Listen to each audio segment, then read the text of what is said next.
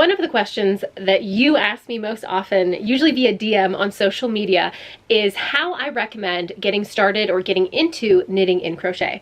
Now, while that's a very kind of personal question, I am more than happy to share my experience and how I went from swatching kind of early last year to actually making things by the end of the year.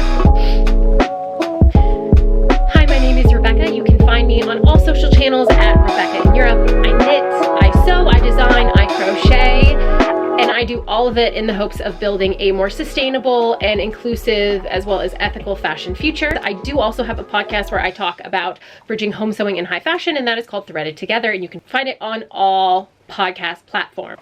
Today's YouTube video is all about my crochet and knitting journey and some of the things that I think are really helpful in terms of beginner projects, get you to stop swatching and to actually make some finished garments. I would call myself a kind of chaotic intermediate knitter and crocheter because I don't love patterns, but I feel very comfortable learning new stitches if I need to and making different garments and being able to envision how I get from point A to finished garment pretty easily. I post every Thursday here on YouTube, whether it be upcycling, crochet, all of the sustainable fashion content. So make sure you give me a thumbs up and subscribe so that you don't miss anything. And of course, if there's anything you'd love to see, if you have any comments, questions, suggestions, just leave me a comment in the box below. You know I'll get back to you. So how did I get started with knitting and crochet? Well, I like to jump in, feet first, into the deep end, somewhat naively sometimes. And last year I signed up for a knitwear design course with Central St. Martin's online without knowing how to knit or crochet. That was probably a mistake, but that made it so I had to very quickly, over a couple of weekends, come up with, you only are making fabric swatches, not final pieces. So I had to learn quickly how to make different swatches using whatever technique I could pick up fastest. And for some reason for me, knitting in a circle was the easiest thing for me to learn how to do rapidly. I blame the tutorial that I found online when I didn't have knitting needles yet, where you actually just loop the knitting over a toilet paper roll. It's kind of amazing and kind of hilarious. As a result of that Central St. Martin's class, I did have a lot of swatches that I made, and let me show you a couple. We have this is unspun wool that I hand knitted. It's a really cool idea, but it's just not super practical. But this was something that I tried. Let's see, I think this looks like crochet. So I have this little crochet swatch that I made. That was a little later. And then this kind of tube thing where I just kept combining yarn. Oh, and one more thing. I do love working with weird materials. So I use these scraps from fill to make a little knitted something or other. And yeah, I think it's a cool concept, but it's just, yeah, so there's that. I learned how to swatch and you're like, great, so you were knitting and crocheting, you're off to the races. And that's actually not true. I knitted and crocheted those swatches over a couple of weekends and then proceeded to not touch anything for months. And then come about July, I started my first real crochet project. It was what helped me go from just swatching, making different things to actually making something that I could wear, and I think that's what made a difference. First item I fully successfully crocheted was this little hat, and it's all one stitch, just done in a circle using one yarn. This to me embodies exactly what you should look for in a beginner-friendly pattern. It's just one stitch and you just keep doing it in a circle. Why just one stitch? Because as you're actually learning how to knit and crochet, it's really about building that muscle memory so that you're able to knit or crochet without actively thinking about every single thing you're doing. That's really the goal as you're doing a project, because then it starts to become really relaxing and something you can do while doing other activities, etc. So the reason I like doing it in a circle in particular is because you don't have to switch directions. So two things, just one stitch over and over and over and over, so you can really build that muscle memory and get to the point where about midway through this, I could just kind of do it without really thinking about it, which is exactly the goal. And that's what you don't really get to if you're just swatching. You kind of stay stuck in that, okay, I've done these stitches, I paid attention to what I'm doing, but doing this many in a circle will actually help you to build that muscle memory and be able to just kind of do it without thinking. My number one recommendation for beginner patterns to find is something that you do one stitch consistently for a long time, preferably in a circle. I'll try to find the tutorial for this because this was actually quite good, even though it was a little bit small. So since it was a little bit small, I decided I was going to make it again, where'd she go, and make it bigger. So I started this little crochet project, not realizing that the way I was carrying the colors actually makes it a much more complicated project than I was aware of, but she ended up being way too big. At the end of the year, I actually added a little crochet border so that she could get pulled in and become a little beret. Isn't that so cute?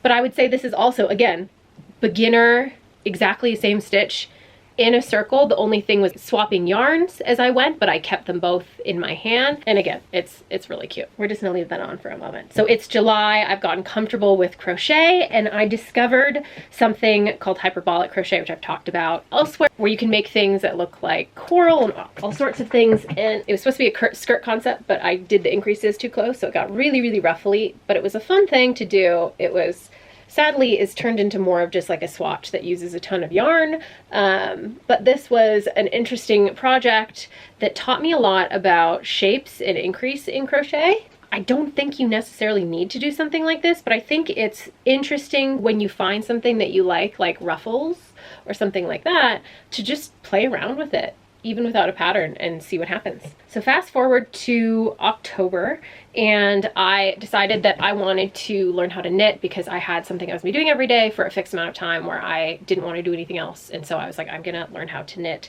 And I started with a loopy mango pattern, which I think are absolutely great, but I didn't swatch. So this was my first attempt at the front of a shirt, and it clearly is not big enough. My cat uses this now. But then I did successfully make a vest out of her pattern, and it was really straightforward. It was really simple, just a stockinette stitch. I do not have the vest because I took it apart to make something else. At the same time that I was starting that, because, you know, chaos, why not start everything at once? I also started making this ribbed hat. Here's the full length of it, inspired by an Acne Studios beanie that I had, and I wanted to make one for my husband. So I started at the bottom, worked my way up, and this was a great learning project because a couple of things happened. One, I accidentally changed direction right here, as you can see.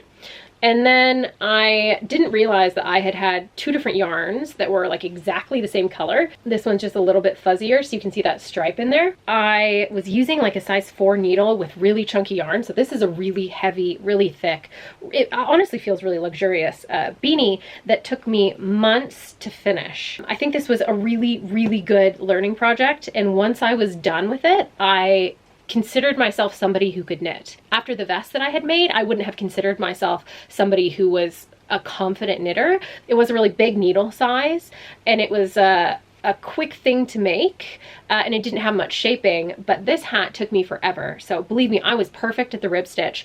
I could eyeball seeing the what was the knit, what was the purl in each of the stitches.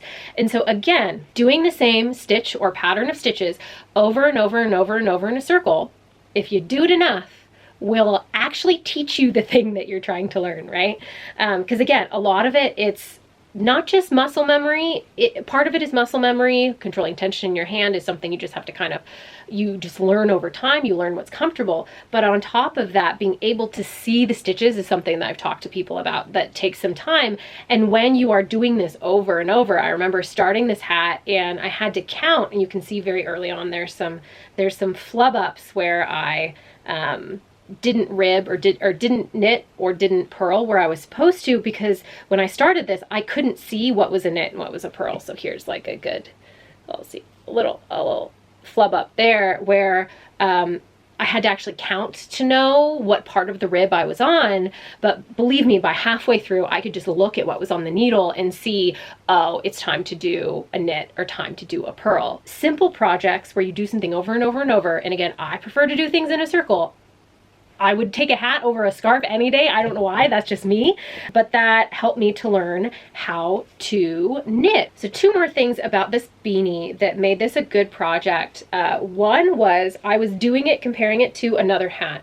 So it was all kind of by sight. So initially, when I was trying to figure out how many stitches to cast on, it was a measurement. So I just cast it on, started rib knitting, and then measured it against my head, my husband's head, and realized it was way too big. So then I went back, unraveled it all, and actually swatched. So that was part of the process, but having like something physically there to compare it to say, this, you're doing it right or not, this is going to turn out the size you want or not, I think was really helpful. And then also I had to learn in this how to do the decreases that make up the shape of the beanie. So I can show you up top here, this consistent stripe here, and then all of these gatherings. It's really, really interesting. There's actually a triple stitch pickup that happens on the Acne Studios beanie that I personally hadn't seen. Like usually you'll see, okay, like a 2-stitch decrease, but to do a 3-stitch decrease was pretty intense. But I think one of the reasons why it's so impactful on that beanie is it does do so much shaping. And so I was able to kind of play around and see as I was knitting, like what would create that effect that I was looking for, just visually looking at what was on my needle versus the hat that I was trying to make. That was a really good learning experience for me as somebody who doesn't love patterns. I like to be able to kind of see what I'm, hi Theodore, sorry, my dog. See what I'm doing. As somebody who likes to kind of visually see patterns, probably because I also do like dressmaking and sewing, and so I'm used to seeing those big 3D patterns. I don't love kind of knitting and crochet patterns where they just list things out and you're like, okay, what shape am I making? It makes more sense for me to see these like actual patterns in sewing. I'm much more visual. Having something where I could look at the actual piece that I was making and say that matches, that doesn't, was really helpful for me at that step of my knitting journey. With crochet, I ended up stopping for a little while because I just didn't have anything that I really wanted to make. So that would be my other piece of advice as you're starting to get going and trying to pick projects, is find something that you really want to wear. Like you want to make it, right? Because that will get you kind of over the humps of screwing things up, trying new things, and will make you actually want to keep doing the thing. And I skipped something.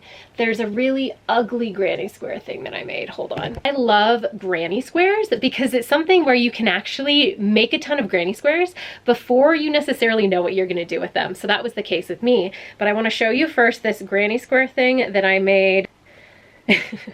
So it was, I just made a bunch of granny squares and I was like, I can just freehand it into shorts. And granted, they are shorts that would fit somebody, but it's not me. And this goes to show it's like your first attempt is not always going to be great. So just want to share that. So if you like crochet and you are comfortable crocheting in a circle, my next favorite thing is always granny squares, because you're going to do the same stitches over and over and over, increasingly growing rounds. But again, it's pretty much just repetition. So you will really get to know different parts of the crochet process, since you're going to create a little ring chain at the beginning of every single one of your granny squares. You get really good with seeing where that is. And since you don't have to be crocheting into the actual like original chain, you just go into the center of the circle. I think it's a really good way to start familiarizing yourself with the crochet stitches. I would say working on granny squares did for me what working on the hat did for me with knitting. As I made more and more granny squares, I started to be able to actually see the crochet stitches, to see the braid on the outside, to actually start to say, okay, I can count like what stitch this is based on what's happening here. Granny squares were a huge unlock for me, and I think if you like crochet and you want to go from like kind of more basic crocheting to really getting comfortable with a bunch of different things, granny squares are a great way to practice. Then once you have a ton of granny squares, you can put them together to make something. There's tons of tutorials on and patterns on how to make granny square clothing, but one of the things I love most about granny squares is you can pretty much just like visually see on the body kind of if it's gonna fit or not, which is super fun. We have now gotten into last winter when I made my first granny square sweater, and the way that this came to be was I really just started making granny squares, and then trying to figure out how I was going to put them together. Since we're being really honest in this video, I did have a design that I made in one of my classes that inspired this sweater, so forgive the bad digital printout of my creation, but the idea was to have a super oversized granny square kind of like roll neck sweater. And as you can see, we got pretty close, but without the sleeves on this one with those giant granny squares. So my first thing was, how big can I make a granny square to still have some structural integrity? And then I put this together. There's a whole tutorial on how to make this that you can go and check out. But this, I would say, really only requires the skill of knowing how to make a granny square. So again, granny squares are a great way to learn how to crochet, and then putting them together into something will teach you a lot more as well. So that gets us to my most recent knitting completed project, which is this fabulous sweater. I took apart the first knitted piece I'd made, the vest that was made out of this, and recycled the yarn for this. Honestly, I think that's such a great way to make the most use out of everything that you have. Is if you made something, you don't love it, and you don't need to like keep it for posterity or anything, acknowledge that you made it, be like, this is great, but I'm now gonna make it into something I'm gonna wear more. This sweater kind of combines more traditional knitting, and I was trying to do some more open weave. And then I played around quite a bit with the different stitches. So we have ribbing here, we have a little stockinette, we have some reverse stockinette under here that was a bit chaotic. The way that I made this sweater was with a pattern and only kind of following it, because I knew that it would be helpful to have somebody tell me where the shoulders should be and all of these different things. So I found a pattern where I liked kind of the big billowing sleeves, but being me and not really loving to follow directions, I did not use the stitch that was recommended. I think the entire thing was just done in stockinette. As you can see, I did ribbing, I did open weave ribbing, I did use the right needle size mostly, and I did find that it was quite helpful to have kind of a loose guide to help make this shape, because this was the first knitting piece that I've done that had full sleeves. This is a good example for me of working with the guides that are provided, using a pattern that somebody made, and then making it my own, making it feel a little bit more unique to me by trying out different patterns, experimenting. And now that I have made this, I would feel much more confident just free knitting something. And I know a lot of people start with something like this where they just follow the pattern to a T, but I do think giving yourself the freedom to play around a little bit within kind of those guidelines of a pattern, a really good way to do things. So whenever I finish knitting something or even crocheting something, I do iron and steam it, being very careful with the shape, because you can manipulate the kind of strength and tightness and looseness of the fiber in that way. It's something you learn quite a bit when you're doing garment making, that it's very important kind of beforehand. You know, sometimes you'll wash the fabric, but another way to do it is actually to iron or steam the shit out of it, because you'll get that shrinkage if you apply the heat and a little bit of moisture.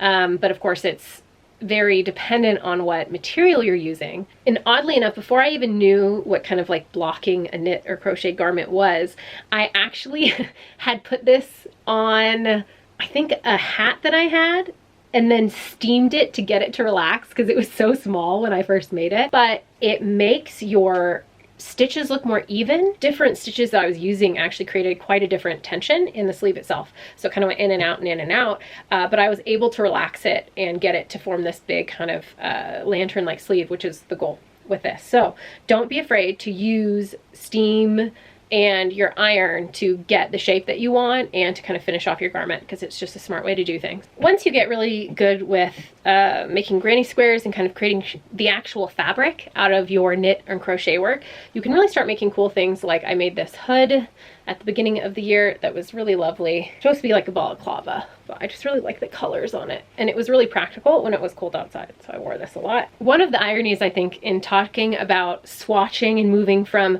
swatching at the beginning to making real garments is now I'm often actually back to swatching before I make a garment, because I want to see how something's gonna look. I want to see if I have the right yarn, etc. So this is really fun. So I started doing a sleeve, just kind of free knitting it, using an intarsia technique. And how gorgeous are those colors? This is like a houndstooth pattern. Now I value swatching quite a bit when I'm starting to see, okay, do I want to use this for a particular pattern? Do I want to start making something? Do I like these colors and all of that? I think it's really fun to create swatches, to play around with different techniques. I really love puffy things in my design, so I wanted to learn how to do, I'm gonna call it a puff stitch. And I made some little puffy flowers here, but then that inspired me to do kind of like, it's like I was trying to do like a puffed granny square and ended up with this very flowery looking sample. But this may turn into something in the future. So don't be afraid to play around and to swatch once you do get really comfortable with your crochet and knitting, because it makes things more fun. Just put this on my head like this and wear it around. And then once you get more experience, you can do things like kind of free crochet or free knit. One of the things that I love most about knitting and crochet as somebody who sews as well is you are basically, instead of cutting out the piece, you're making the textile itself. So I have some things that I am crocheting into actual pattern pieces. So this is going to be part of a sleeve, and I just kind of winged it as I went. And now I have a front piece that's coming together too, but you can actually create the fabric itself, which is one of my favorite things about, ooh, it fell down, about fiber art. So the last thing I'll leave you with is some books that I absolutely love and where I see my crochet knitting journey going in the future. Books that I would recommend depending on your expertise. The book that I've mentioned in my other videos that's called You'll Be Able to Crochet by the End of This Book is one of my favorites. I personally reference the beginning sections the most. I don't have it on hand because it's packed and ready to go to a friend who's learning how to crochet, but that is a great beginner book for starting to crochet and a great place to start. When it comes to knitting, doing different stitches in your knitwear is one of the ways that you really increase in complexity as you grow your knitting skills. But this is my favorite book that actually lets you do more interesting things with your knitting without having to learn lots of new stitches. So if you're just starting out, this is really great. It's called Alternate Stitch Dictionary.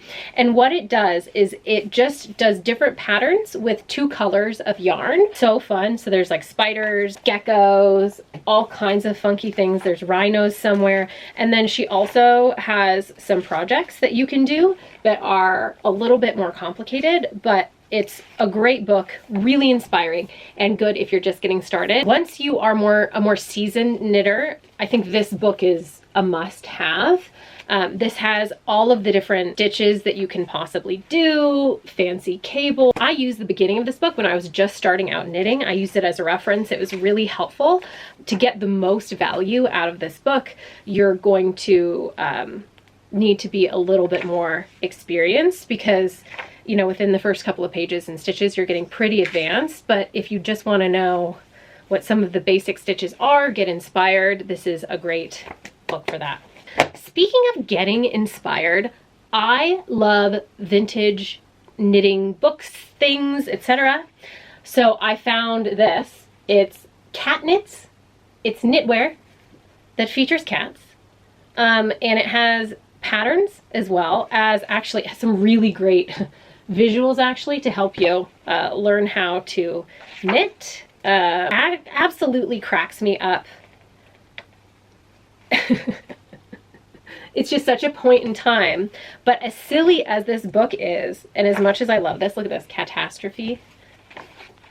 As silly as this book is, and as much as it's kind of like ridiculous, you can also learn so much from it. So if you have a special interest, I clearly like cats, and you can find like vintage knitting books to help you see like how patterns are made, how they come together, etc. You can't tell me that this isn't high fashion. Absolutely high fashion. For things that I'm working on next, I really want to learn how to make amigurumi crochet patterns. So I got the Crochet Cafe whimsical stitches, which allows you to make these like super cute little guys. I plan on making earrings out of them. I think it's going to be hilarious. You need teeny crochet hooks in little yarn, and you can make your own thing of berries. How fabulous. I'm so excited. And then the last book I'll leave you with is Unraveling Women's Art. It is a phenomenal book about how textile arts have evolved and what they've looked like over the centuries, how women, who are often the people who are making the art, are least represented in kind of the art field, and also how that's reflected in kind of broader society and women's work. Subtitle of the book is Creators, Rebels, and Innovators in Textile Arts. And it's a phenomenal book that talks about representation, textile arts and indigenous cultures, nature and textile arts, politics. Like, look how incredible this is. If you have any interest in why a quilt that was made by a group of men might end up hanging on a wall in a museum versus the quilt made by women ends up draped on your couch, this is the book for you. That was my crochet and knitwear journey. Let me know what you think. Give me a thumbs up if you enjoyed this. Don't forget to follow along on all social channels, and let me know if there's anything you want to see from me next, because I'm here every Thursday on YouTube and pretty much every day on social media. Thanks for watching.